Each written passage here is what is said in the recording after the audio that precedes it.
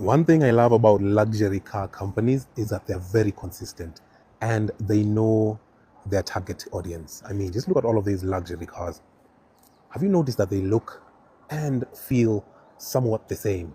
Just a little bit of modernization. Let me show you what I mean by giving you a short review of each and every luxury brand we have here. Starting with this Range Rover. I mean, just look at these two cars. For somebody who's not well versed with these cars, and for example, somebody who hasn't seen them in person, if you look at both of these cars from the front, you wouldn't be able to tell me which is which.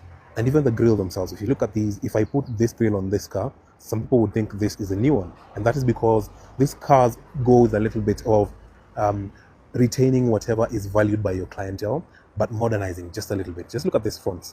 The headlight design, I mean, these two headlights are practically the same. So this extra design language on this one has been extended a little bit inwards. That part of there remains just a little bit longer. The design itself is basically the same. This bumper, it's practically the same. Just look at this extra design over here is the same as this one. This headlight washer is practically looking the same. The grille in this one is black, but it's not too different from this. I get the shape might be a little bit different, but as you can see, that one having the black one makes it look similar. The wheel designs have changed.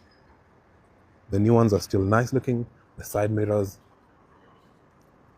The one thing I noticed about this new one is they took the corners of this, or rather the straightness and the angles, and just smoothed it out a little bit. Just look at this. This one is sharp, sharp, sharp. This one, smooth, and a lot straighter than this one. And even the doors themselves, this is just a modernization. This is how you open this one, while this one still traditional side. Now on the inside is where you actually see some of the biggest differences between these two cars. Look at that screen, for example. You have that and that. Your center console, the seats, the panel sunroof. Now that is the old one. Now look at the new one and tell me it's not practically the same. Just look at that. Screen almost the same, just that it's a little bit bigger and looks like a tablet which has been carved and then put on top there. That gauge cluster, it basically looks the same, but just that it is hanging from the top. The one thing they have changed is that gear lever. The seats, the panel sunroof, basically the same. And that is just on the Range Rover side. Oh, another one of the biggest differences between these two cars was the back. As you can see, this one, those brake lights, they're LED still, but it looks like that. Now on this one, they decided to make it a little bit seamless. So you wouldn't even be able to tell which is which. The indicator is here and the brake light is this. But generally the shape, the design is quite similar. Now onto this Lexus's. I have this, which is a 450D, so the diesel variant, 4.5 liter, and then I have this 570, so the 5.7 liter petrol, and then I have this, the 600, the one with the new 3.5 liter petrol. Look at these cars from the back. You can definitely tell that this is a Lexus. Just look at those taillights. The biggest difference I see is that this one has sort of been inverted in a way. So as you can see, the design is sort of the same, but you can see this one here up. This part over here is on the upside and this one is on the lower side, and then you have the full length light bar, just modernizing it a little bit.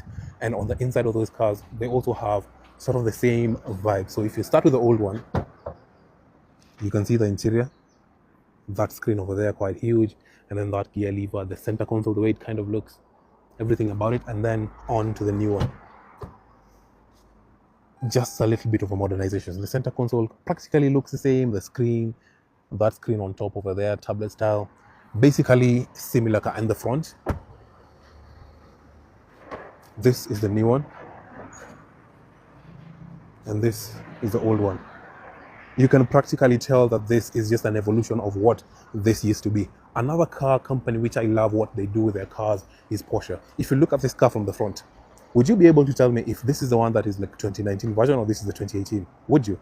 Because from the front, they basically look the same headlights. The only difference between this and the other one is actually on the inside. So for example, if I show you, oh, sorry, bro.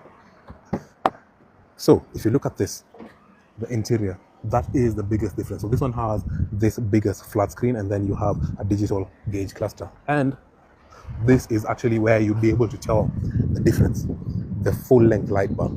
That is one of the biggest differences. Now, another car which I'd like to show you is this and that.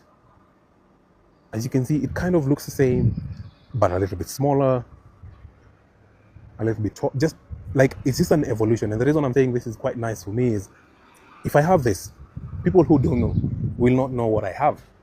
And if you have this, people who don't know, which is practically 80% of the population, will not know that you have the new one or the old one. A lot of people even facelift the old one to look like this. So that is part of why I love luxury cars.